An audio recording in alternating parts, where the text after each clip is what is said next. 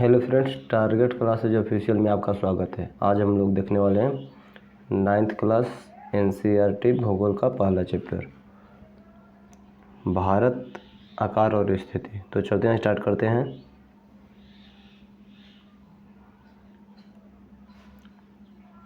भारत विश्व की प्राचीनतम संस्कृतियों में से एक है। पिछले 5 दशकों में भारत ने सामाजिक आर्थिक रूप से बहुमुखी उन्नति की है। इसका मतलब है कि 5 दशक मतलब 50 वर्षों में भारत ने सामाजिक आर्थिक रूप से बहुत से क्षेत्रों में उन्नति प्राप्त किया है। कृषि, उद्योग, तकनीकी और सर्वांगीण आर्थिक विकास में अद्भुत प्रगति हुई है। भारत का विश्व इतिहास में महत्वपूर्ण योगदान रहा है। ये भारत का परिचय हुआ। आगे देखते हैं भारत की स्थिति या विस्थिति। भारत एक विशाल देश है। भारत कैसा देश है? विशाल देश है। यह उत्तरी गोलार्ध में स्थित है। भारत किस गोलार्ध में है? तो उत्तरी गोलार्ध में स्थित है। और इसका मुख्य भाग जो है 8 डिग्री 4 मिनट उत्तरी अक्षांश से 37 डिग्री 6 मिनट उत्तरी अक्षांश तथा 68 डिग्री 7 मिनट पूर्वी देशांतर से 97 डिग्री पूर्वी देशांतर तक फैला है। कर्क रेखा 23.5 डिग्री उत्तर में देश को लगभग 2 बराबर भागों में डिवाइड करता है, लगभग 2 बराबर भागों में बांटते हैं। मुख्य भूभाग के दक्षिण पूर्व में अंडमान और निकोबार द्वीप समूह यानी दक्षिण पूर्व में भारत के कौन है? अंडमान और निकोबार द्वीप समूह। बंगाल की खाड़ी में अंडमान निकोबार द्वीप समूह कहाँ है? तो बंगाल की खाड़ी में। तथा दक्षिण पश्चिम में लक्षद्वीप समूह। दक्षिण पश्चिम में क्या है? लक्षद्वीप समूह है जो अरब सागर में स्थित है। कहाँ है? अरब सागर में स्थित है। तो भारतीय संघ राज्य का सबसे दक्षिणी बिंदु क्या है? इंदिरा बिंदु जो सन 2004 में सुनामी लहरों के कारण समुद्र में जलमग्न हो गया। अब भारत का आकार देखते हैं कि भारत के भूभाग का कुल क्षेत्रफल लगभग 32.8 लाख वर्ग किलोमीटर है। यानी इसका कुल क्षेत्रफल कितना है? 32,87,263 वर्ग किलोमीटर है। ये हमारा भारत है। यहाँ भारत है जो ये विषुवत रेखा है। विषुवत रेखा के ऊपर यानी उत्तरी गोलार्ध में है। और ये 0 डिग्री ग्रीनविच टाइम इसके पूर्व में है, इसलिए पूर्वी देशांतर। तो भारत उत्तरी गोलार्ध और पूर्वी देशांतर में है। भारत उत्तरी गोलार्ध और पूर्वी देशांतर में है। इसको देखते बड़ा कर भारत, इसका निचले पॉइंट 8 डिग्री 4 मिनट यहाँ है और 37 डिग्री 6 मिनट यहाँ पे है। और 68 डिग्री 7 मिनट गुजरात और 97 डिग्री 25 मिनट अरुणाचल प्रदेश में है। ऊपर में है लद्दाख और नीचे क्या है? तमिलनाडु कन्याकुमारी। आगे चलते हैं।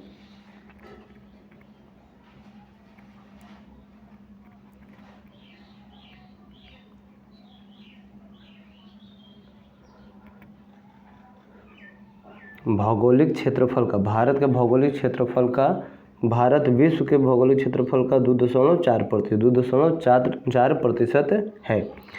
भारत विश्व का 7वां बड़ा देश है। क्षेत्रफल के अनुसार भारत विश्व का कौन सा देश है? तो 7वां बड़ा देश है। भारत की स्थल सीमा रेखा की लगभग 15,200 किलोमीटर है। 15,200 किलोमीटर है। और समुद्री तटरेखा अंडमान और निकोबार द्वीप समूह तथा लक्षद्वीप समूह के साथ 7,516.6 किलोमीटर है। यदि अंडमान निकोबार और लक्षद्वीप को हटा देंगे तो कितना हो जाएगा? 6100 किलोमीटर है। कितना है? 6100 किलोमीटर। आगे चलते हैं। भारत के उत्तर पश्चिम, उत्तर तथा उत्तर पूर्व। भारत के उत्तर पश्चिम, उत्तर तथा उत्तर पूर्वी सीमा पर नवीनतम बलित पर्वत है।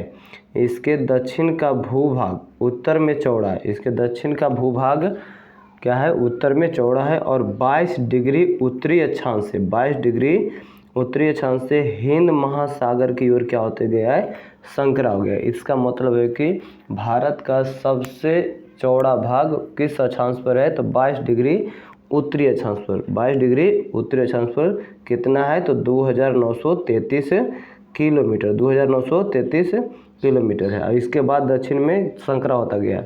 इसके पश्चिम में अरब सागर है और पूर्व में बंगाल खाड़ी। इसके पश्चिम मतलब भारत के पश्चिम में क्या है, अरब सागर। भारत के पश्चिम में क्या है, अरब सागर, और पूर्व में क्या है, बंगाल की खाड़ी। पूर्व में क्या है, बंगाल की खाड़ी।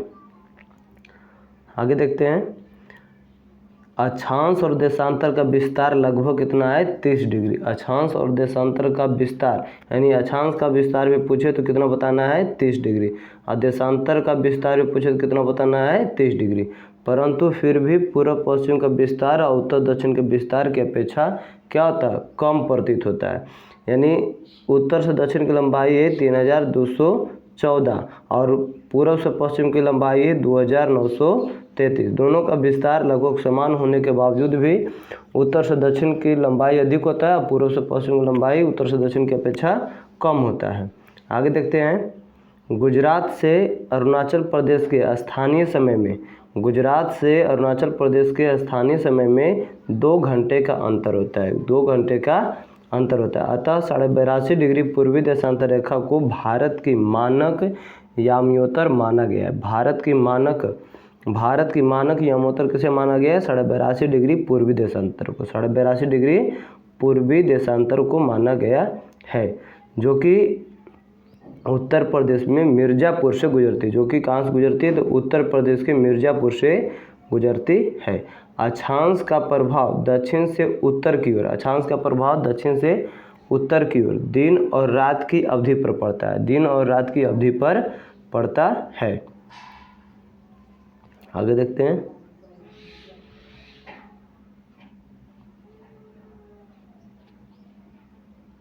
साढ़े 82 डिग्री पूर्वी देशांतर को भारत की मानक यामोत्तर क्यों माना गया, क्योंकि ये 7.5 के गुणज में है। आगे, कन्याकुमारी और कश्मीर में दिन रात की अवधि में अंतर क्यों है, तो ये अक्षांश के कारण। आगे पॉइंट, भारत तथा विश्व, भारत और विश्व में संबंध क्या है, तो भारतीय भूखंड एशिया महाद्वीप के पूर्व और पश्चिम के मध्य में स्थित है। भारतीय भूखंड जो है ये क्या है, एशिया महाद्वीप के पूर्व है। भारतीय भूखंड एशिया महाद्वीप के पूर्व और पश्चिम के मध्य में, पूर्व और पश्चिम के मध्य में स्थित है। भारतीय भूभाग एशिया महाद्वीप का दक्षिणी विस्तार है। एशिया महाद्वीप का कौन सा विस्तार है, दक्षिणी विस्तार है। हिंद महासागर जो कि पश्चिम में यूरोपीय देशों और पूर्वी एशियाई देशों को मिलाता है। हिंद महासागर क्या करता है, तो हिंद महासागर क्या करता है कि पश्चिम में यूरोपीय देशों और पूर्वी एशियाई देशों को मिलाता है। पश्चिम में यूरोपीय देशों और पूर्वी एशियाई देशों कौन मिलाता है, हिंद महासागर। भारत को केंद्रीय स्थिति प्रदान करता है। भारत को हिंद महासागर केंद्रीय स्थिति प्रदान करता है। आगे पॉइंट देखते हैं, दक्षिण का पठार हिंद महासागर में शीर्षवत फैला हुआ है। दक्षिण का पठार हिंद महासागर में कैसे फैला हुआ है, तो शीर्षवत फैला हुआ है।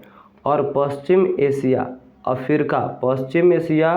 अफ्रीका और यूरोप के देशों के साथ साथ पूर्वी एशिया के देशों से भी पूर्वी तट के माध्यम से निकटतम संबंध बनाए हुए है। भारत के बारे में बताया जा रहा है। हिंद महासागर में किसी भी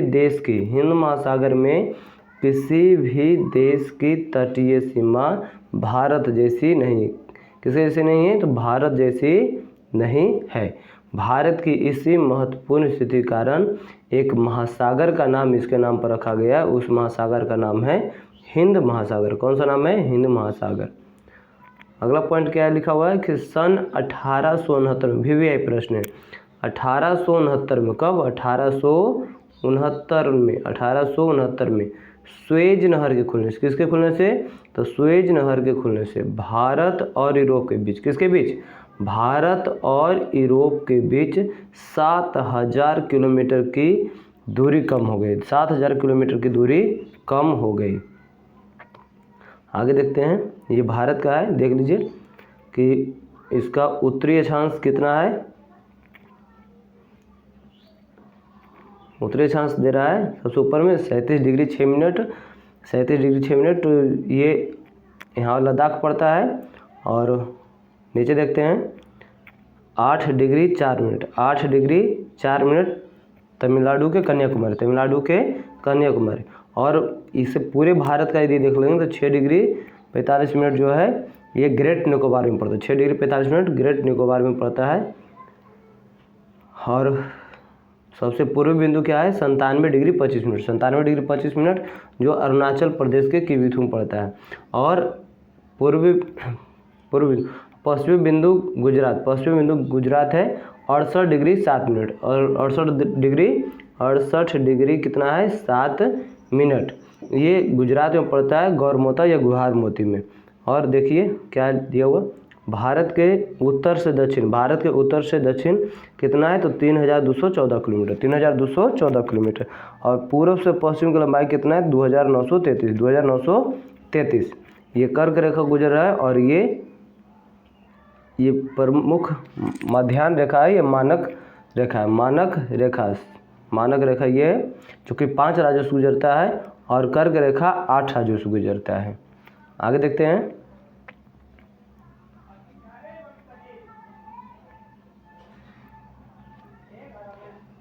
भारत का विश्व के देशों के साथ संपर्क युगों पुराना है। ऐसा कि नहीं कि भारत का विश्व के देशों के साथ संपर्क आज का है, ये युगों का पुराना है, परंतु यह संबंध समुद्री जलमार्गों की अपेक्षा भूभागों से होकर था। पहले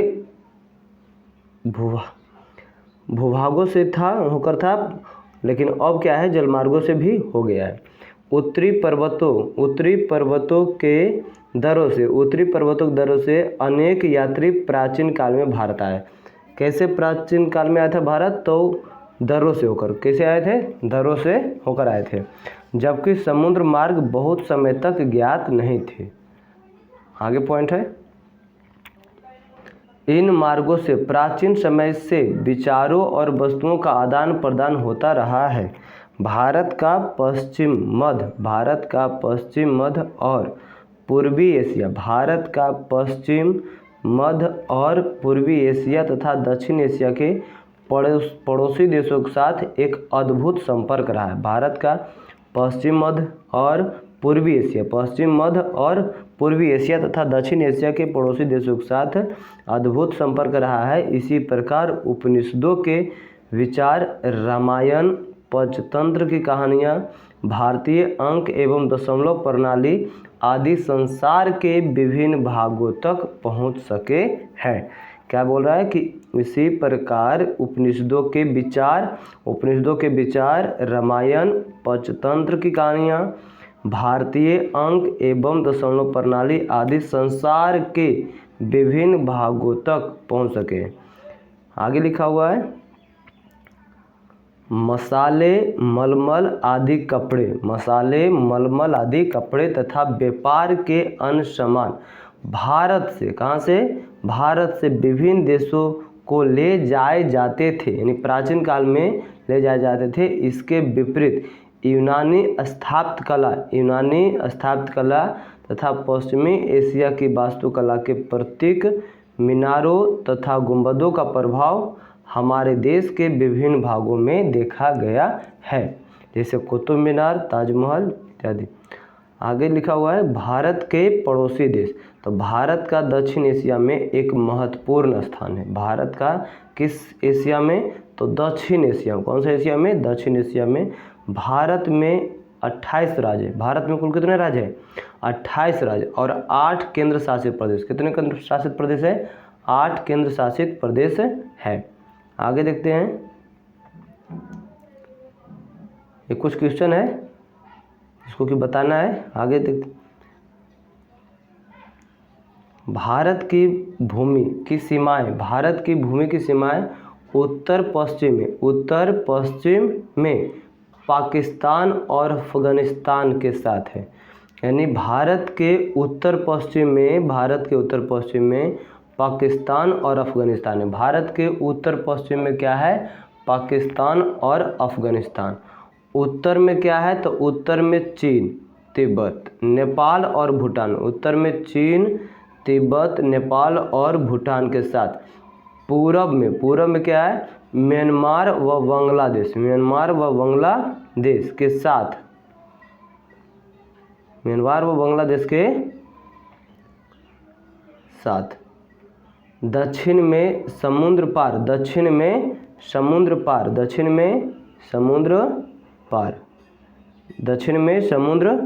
पार हमारे पड़ोसी 2 द्वीप समूह राष्ट्र श्रीलंका और कौन है, मालदीव है। श्रीलंका और मालदीव है। भारत और श्रीलंका के बीच में छोटा समुद्री रास्ता क्या है, तो पाक जल संधि। कौन सा जल संधि है, भारत और श्रीलंका के बीच।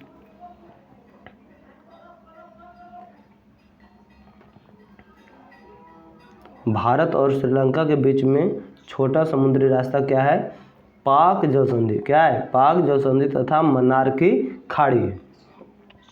मालदीव लक्षद्वीप समूह के दक्षिण में स्थित है। मालदीव कहाँ स्थित है, तो लक्षद्वीप समूह के दक्षिण में।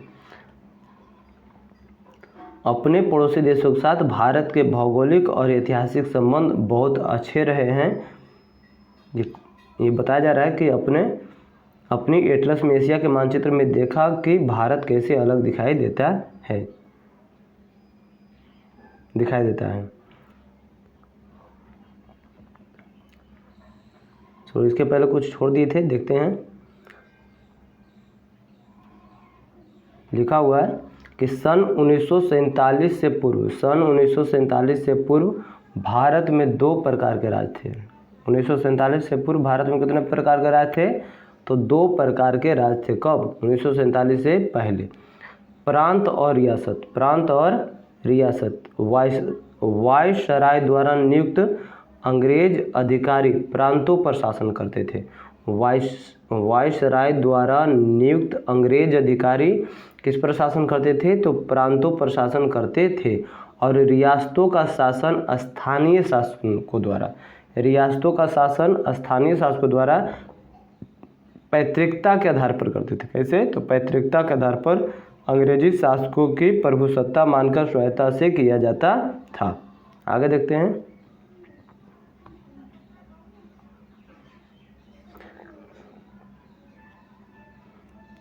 लिख रहा है कि स्कूल भवन NCERT एक पोर्टल है जो देश के प्राकृतिक संसाधनों, पर्यावरण और सतत विकास में उनकी भूमिका के बारे में छात्रों के बीच ये जागरूकता लाने के लिए मानचित्र आधारित शिक्षण प्रदान करता है। यह NCERT पाठ्यक्रम के आधार पर भुवन NRSC इसरो की एक पहल है। आप माध्यमिक स्तर से संबंधित भारत के विभिन्न मानचित्रों में देख सकते हैं, ये टाइप करके। आगे देखते हैं अगला पेज। कुछ क्वेश्चन है दिया हुआ।